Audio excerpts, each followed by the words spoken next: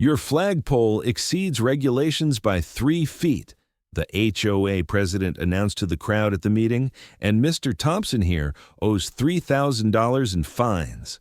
The veteran stood with his cane, said nothing. But when they got to court, the judge took one look at him and said, "Clear the courtroom. This man saved my life in Da Nang, and we're settling this now." Hey, welcome to Silent Courage Stories. Before we jump into this powerful story about respect, justice, and hidden heroes, drop a comment and tell us what city you're watching from. And hey, if you think stories like this should never be forgotten, hit that subscribe button and help us keep their memory alive. The monthly meeting of the Pleasantville Homeowners Association was tense as usual. Under the fluorescent lights of the community center, 70 homeowners sat in rows listening to HOA President Margaret Whitfield. Margaret, 55, with sharp features and perfectly styled hair, stood at the podium, rulebook in hand, triumph on her face. "Last item on the agenda," she said, her voice echoing through the meeting hall. "Mr. William Thompson's violation." William Thompson, 82, Vietnam veteran, sat in the back row, leaning on his cane, waiting quietly. His face showed exhaustion, but his eyes remained calm. Margaret continued, "Mr. Thompson's flagpole exceeds the 20-foot height limit specified in our bylaws by 3 feet. He's been warned repeatedly." Murmurs rippled through the room. Some nodded, others looked uncomfortable. "Furthermore," Margaret's voice rose, "Mr. Thompson owes $3,000 in fines, $200 per day for 15 days. William stood, his cane trembling slightly. "That flag—" "The rules are clear, Mr. Thompson," Margaret cut him off. "There are size limitations, no exceptions." "That flag," William tried again, "is for my grandson in Afghanistan. Emotional stories don't change rules," Margaret said coldly. "Either shorten the pole or we go to court." William nodded, sat down. There was nothing to say. His grandson Marcus had died in Afghanistan. They'd given him the flag at the funeral. It had flown every day since. A neighbor, elderly Mrs. Henderson, stood. "Margaret, perhaps in this case—" "Time to vote," Margaret interrupted. "Who thinks Mr. Thompson should pay the fine?" Hands went up. Not a majority, but enough. Margaret smiled. Decision made. Mr. Thompson, court in 30 days. 3 weeks later, at Pleasantville District Court, William wore his suit. Old but clean. Purple Heart and Bronze Star gleaming on his chest. Margaret sat at the front table, HOA lawyer beside her. Files, photos, measurement reports in hand. "Case number 2024-3847, the clerk announced. Pleasantville HOA versus William Thompson. The judge entered. Everyone stood. Judge Jonathan Bradley, 60s, gray hair, deep lines on his face. He sat, opened the file, then looked up at the defendant. His color drained. The file nearly slipped from his hands. "My God, Sergeant Thompson, Billy Thompson?" William's eyes narrowed, studying carefully. Then recognition dawned. "Johnny? Johnny Bradley? My pilot." The judge stood. His robes billowed. "Clear the courtroom." Now, everyone looked at each other in confusion. "I said clear it." The judge's voice was sharp. Clerk, stenographer, spectators, everyone began filing out. Margaret didn't want to leave. "Your Honor, this is irregular." "Ms. Whitfield, out now." Margaret and her lawyer were forced to leave. When the courtroom emptied, Judge Bradley removed his robes, walked toward William. "Billy, my God, it's you. It's really you." William stood. The two men embraced. 52 years, Johnny, 52 years. The judge pulled back, eyes wet. 1971, Da Nang. That day you saved me." William nodded. "It was duty, Johnny." "Duty?" The judge laughed bitterly. "My chopper was hit. We were going down. My left leg was gone. You You were the door gunner. You unclipped your own safety harness to hold me in the cockpit. You lived. That's what matters. I lived because you held me. I was bleeding out. You made a tourniquet while controlling the chopper with one hand. I still don't understand how you landed that bird. William shrugged. Had to. 4 more men in the back. The judge sat on the table. I looked for you after that day. Couldn't find you. We were assigned to different units. I looked too. Then heard you went to law school, became a judge. You came home, got married, kids, grandkids. William's voice caught. Marcus, grandson, died in Afghanistan. The judge's face changed. When? 2 years ago, 23 years old. Silence. The flags for him? William nodded. They gave it at his funeral. Been flying ever since, every day. The judge stood, walked to the window. And this woman fined you for it. Rules. Fuck the rules. The judge turned. You saved my life, and they're measuring your flag. He opened the door. Everyone back in. The judge took his place, banged the gavel. I've heard this case, he said, voice official but angry. Is Mr. Thompson's flagpole really 3 feet too tall? The HOA lawyer stood. Yes, Your Honor. Here are the measurements. Sit down. The lawyer sat. Miss Whitfield, do you know who Mr. Thompson is? Margaret shrugged. A homeowner who needs to follow rules. Stop. The judge raised his hand. This man, Sergeant William Thompson, is a Vietnam War veteran, Purple Heart, Bronze Star, Air Medal recipient. That doesn't change the rules. Listen to me, the judge's voice boomed.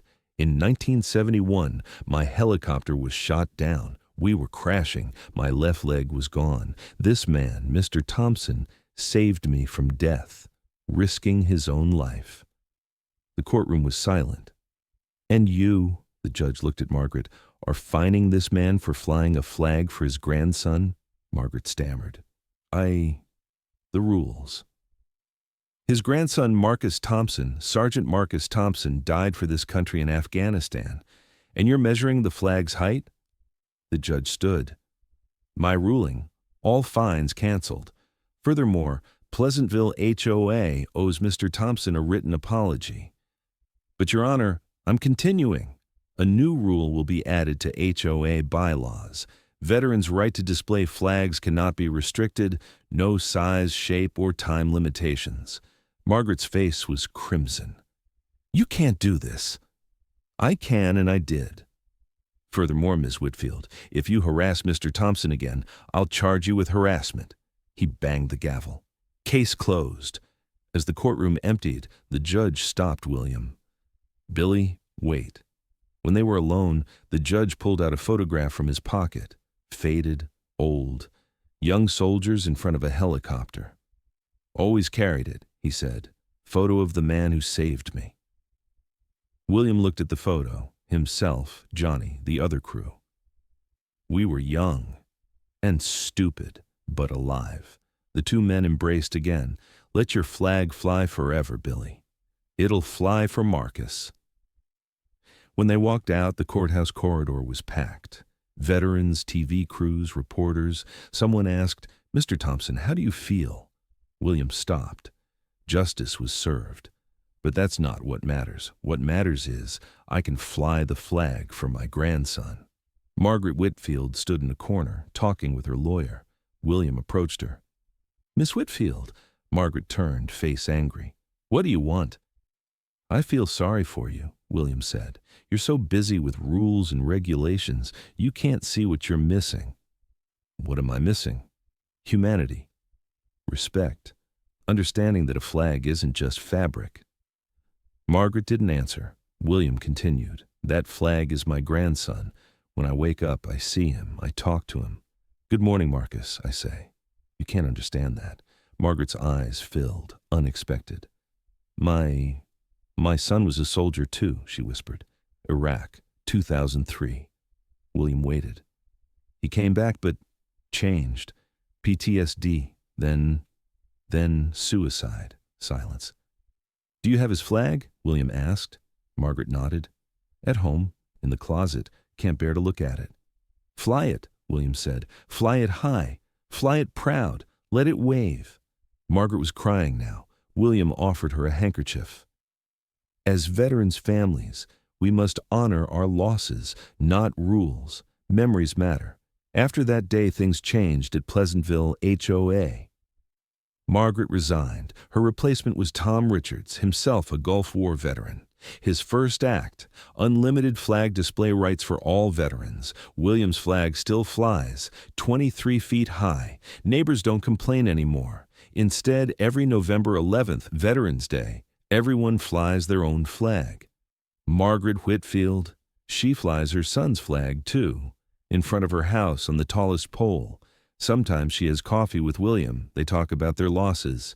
Judge Bradley visits William monthly. They talk about old times, Da Nang, the helicopter, survival. One day, William asked, "Any regrets? You broke impartiality?" "No," said the judge. "Some things matter more than justice. Loyalty, for instance, gratitude. You gave me life, Billy. The least I can give you is respect." Marcus's flag continues to fly, in wind, rain, sunshine. Sometimes William goes outside, salutes. "Hello, son," he says. "We haven't forgotten you." Neighbors watch from windows. Some salute too. Because now they know. That flag isn't just fabric. It's a grandson's memory, a grandfather's love, a nation's gratitude. And no HOA rule is more important than that. The story spread beyond Pleasantville. Other HOAs began revising their rules. Veterans organizations used it as a case study. The Thompson standard became shorthand for respecting military service over bureaucratic regulations. William received letters from across the country, veterans thanking him for standing up, HOA boards asking for guidance. He answered each one personally, in shaky handwriting. One letter stood out. From a young widow in Texas, "Mr. Thompson, my husband died in Syria last year. Our HOA tried to limit my flag display to holidays only. I showed them your story. They changed the rule immediately. Thank you for fighting this battle so the rest of us don't have to." William framed that letter. Margaret Whitfield underwent her own transformation. She started attending PTSD support groups, learned about military family struggles. She became an advocate, speaking at HOA conferences about the importance of compassion over compliance. At one conference, she said, "I was so focused on measuring flagpoles, I forgot to measure humanity. Mr. Thompson taught me that some things can't be regulated: grief, honor, love." Judge Bradley eventually wrote a legal opinion that became influential nationwide. When community regulations conflict with honoring military service and sacrifice, courts should lean heavily toward accommodation and respect. 5 years later, William's health began declining. The flag still flew, but he couldn't always go outside to see it. Judge Bradley visited more frequently. One afternoon, he found William in bed, staring out the window at the flag. "Still flying high, Billy." 23 feet, William smiled weakly. 3 feet over regulation. They both laughed. "You know what Marcus would say?" William asked. "What?" He'd say, "Grandpa, why not make it 30 feet? When William passed, his funeral filled the largest church in town. The flag from his pole was presented to his daughter. But the next day, neighbors noticed something. A new flag flew at the Thompson house. The new owners, a young military family, had heard the story. They kept the tradition alive. The flagpole still stands, still 23 feet, still 3 feet over regulation, and nobody measures anymore.